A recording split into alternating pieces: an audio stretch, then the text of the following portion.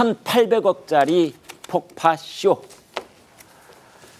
북한이 우리와의 이 완전한 단절을 선언한 이후 어제 낮에 경의선과 동해선 도로를 폭파를 했습니다. 자, 영상을 보면서 최 기자가 설명을 해드리겠습니다. 네, 지금 보시고 있는 모습인데요. 예, 바로 저렇게 굉음을 내면서 크게 폭발음이 터지면서 저 위치가 어디냐면 그 경의선과 동해선 도로로 있는 MDL 그 북쪽 10m 지점부터 각각 70m와 40m에 이르는 거리 두 곳을 폭발을 한 겁니다. 네. 그리고선 이제 폭발이 이뤄지고 나니까 저 뒤에 중장비들이 내려오죠. 앞에 지금 거대한 가림막이 보이는군요. 예, 외부에 공개는 하지 않기 위해서. 왜냐면 지금 보시는 것처럼 우리 그 카메라에도 포착이 되기 때문에 최대한 가려진 장소에서 폭발을 시도를 했고요. 폭발이 한 차례 크게 일어난 이후에 중장비가 바로 와서 잔해물들을 저렇게 치우는 모습까지 함께 포착이 됐습니다. 네. 자, 지금부터는 이고은 변호사와 함께 하도록 하겠습니다. 우리 국민 세금으로 만들어진 철도 그리고 도로라고 해도 과언이 아닌데 아까 저희가 제목에서 보여드린 것처럼 예산이 무려 1,800억이 투입이 된 곳입니다. 이 돈이 저 폭발 연기와 함께 하늘로 솟구쳤다 뭐 이런 말도 있는데 자, 이 손해배상 북한 측에 청구해야 되는 거 아닙니까? 청구는 할 수 있을 것으로 보여집니다. 네. 말씀 주신 대로요. 이 경의선과 동해선 같은 경우에는 2000년에 이 김대중 전 대통령과 김정일 당시의 이 북방위원장이 서로 합의를 해가지고 만든 겁니다. 네. 국민들의 혈세 1,800억 원을 들여서 만든 철도와 도로인데요.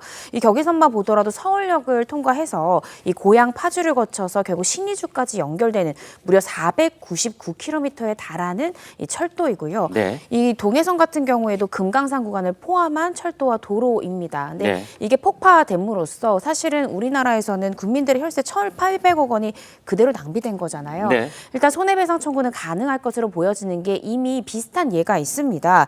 2020년도 6월에 이 북한에서 우리 예산이 투입됐던 이 남북 공동 연락사무소를 폭발을 했고요. 개성에 있는 것 말이죠? 네, 그렇습니다. 이 부분에 대해서 지난해 6월 우리 정부는 서울중앙지방법원에 손해배상 청구를 했습니다. 아, 예. 소가가 447억 원 상당을 배상해라라는 청구를 한 바 있는데요. 네.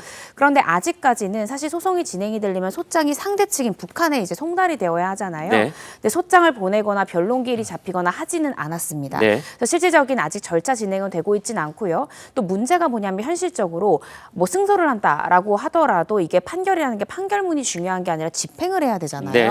그래서 그 손해배상을 집행을 해야 되는데 실질적인 집행은 좀 어려울 것이다라는 측면에서 우리 정부에서도 실질적으로 손해를 배상받기보다는 이러한 북한 행동 자체가 남북 간 합의를 되게 반하는 것이다라는 상징적 의미로 청구를 한 것으로 보여지고요.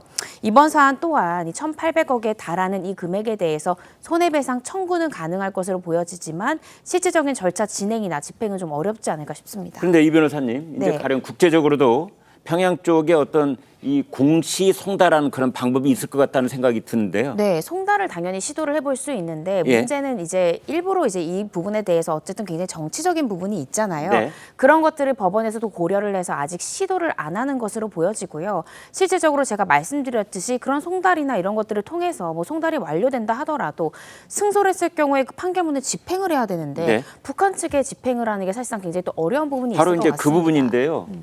왜 그 북한에서 사망한 미국인 원비어 씨의 그 부모들은 세계 도처에 있는 북한의 자산을 추적을 해가지고 이제 거기에 대해서 국제적인 소송을 걸어서 그 돈을 또 이제 돌려받는 뭐 그런 작업을 지금 꾸준하게 하고 있지 않습니까? 네. 우리는 그렇게 할 수 없습니까? 그러니까 방법은 가능한데 네. 이게 지금 법적인 이슈뿐만 아니라 사실 정치적인 부분도 있기 때문에 네. 이게 마음대로 법원에서 이런 부분들을 이제 절차 진행이나 이런 부분에 있어서 정치적인 이슈도 있기 때문에 이런 것들을 좀 고려해서 절차 진행이나 집행 부분을 하지 않을까 싶습니다. 네. 자, 최 국장님, 지금 그 이제 북한의 저작권에 의해서 뭐 줘야 될 돈이 어디에 지금 쌓여 있고 임종석 전 비서실장이 그걸 이제 그 수장이 돼서 관리하고 있는 그런 기구들도 있고 그렇지 않습니까? 네네. 이제 거기에 대해서도 우리가 그 돈을 가령 이런 부분에 대해서 조금씩 돌려받는 그런 작업을 하면 안 될까요? 글쎄 그런 게 이제 법률적으로 이제 가능할 텐데 네. 이제 뭐 압류를 한다든가 뭐 이런 것들이 가능하지 않습니까? 네. 거기에 아마 제 기억에 뭐 800억 이상 정도가 네. 묶여 있다 뭐 이런 얘기가 나오고 있는데 그러나 이제 그것도 그야말로 이제 법률적으로 대처할 문제죠. 네. 그래서 제가 보기에는 뭐 실질적인 의미가 없습니다. 뭐 네. 북한이 그걸 줄 리도 없고 뭐 북한이 이 부분에 호응해 올 리도 없고 뭐 그렇기 때문에 아마 현실적인 효과는 별로 없을 것이다. 어차피 지금 북한이 하고 있는 것이 이제 왜 우리가 폭파쇼 이렇게 얘기를 하지 않습니까? 네. 보여주기 식으로 지금 그 남한에 대해서 여러 가지 경고 메시지를 보내고 있는 거거든요. 그렇기 때문에 이걸 다른 것과 연계해서 무슨 보상을 받는다는 건 아마 불가능해 보입니다. 네. 자, 최 기자, 어제 저 폭파 현장에 김정은 위원장도 왔다 갔습니까? 네, 왔다 간 걸로 지금 저희 정부 당국은 파악을 하고 있는 것 같습니다. 이 정부 고위 관계자가요, 폭파 전에 우리 측 감시 자산에 검정색 렉서스 차량이 등장을 했다면서 이 차량에서 김정은이 내려서 폭파 준비 상태 등을 챙겨본 걸로 식별이 됐다 이렇게 얘기를 했습니다. 네. 그러니까 앞서 보셨듯이 이제 폭파가 일어나기 전에 그 뒤로 취재진들이 이제 카메라를 들고 서 있는 모습이 포착이 됐거든요. 결국에는 김정은 위원장이 직접 나와서 이 폭파 현장을 시찰하는 모습, 잘 준비가 됐는지 모습 등을 살펴보는 모습을 북한의 언론을 통해서 공개하고자 하기 위함 아니었겠느냐. 그로 인해서 이제 대남 적개심 고취 활동을 김 위원장이 직접 벌인 것이 아니냐. 지금 이런 해석도 나오고 있습니다. 네. 자, 정광재 대변인께요. 예. 그런데 북쪽 지역에서 폭파 작업이 있었는데 이제 우리 쪽에서는 우리 군이 대응 사격을 했다 네. 이런 보도가 있던데 왜 대응 사격을 하는 거죠? 그 군의 현장 대응 원칙으로 알고 있습니다. 네. 그러니까 그에 상응하는 수준의 대응을 한다는 것이 현장에서 집행되는 군사 대응 원칙이고요. 네. 북쪽 지역에서 일어났다고는 하지만 이 폭파 잔해물 같은 것들이 남쪽으로 넘어온 경우도 그럴 있고, 수도 있겠네요. 예, 그와 관련해서는 뭐 일선에서 자신들이 갖고 있는 매뉴얼대로 자신들의 작전 원칙에 따라서 집행한 것으로 알고 있습니다. 네, 최 국장님. 그런데 저는 폭파 이후에 이제 북한 쪽에서 저기다가 뭐 장벽을 쌓는다 이제 이런 보도가 나오고 있는데 저 장벽 쌓는 것도 맨손으로 할 수 없고 역시 돈이 들어가잖아요. 그렇죠. 북한이 이제 요새화 공사를 하겠다 이렇게 얘기를 했거든요. 네. 그럼 요새화 공사라는 게 뭘 의미하느냐. 그래서 우리가 이제 그 중장비 같은 것들이 동원되는 걸로 봐서는 네. 저기에 새롭게 그 어떤 뭐 그 장벽을 쌓아서 이제 남과 북을 완전히 끊는다 하는 의미. 네. 아니면 철조망 같은 걸 설치한다든가. 예. 뭐 이런 거를 지금 꿈꾸고 있는 것 아니냐. 뭐 이런 이제 관측이 있습니다. 네. 아마도 그럴 걸로 보입니다. 왜냐하면 네. 북한에서는 지금 남과 북이 서로 다른 나라로 살자.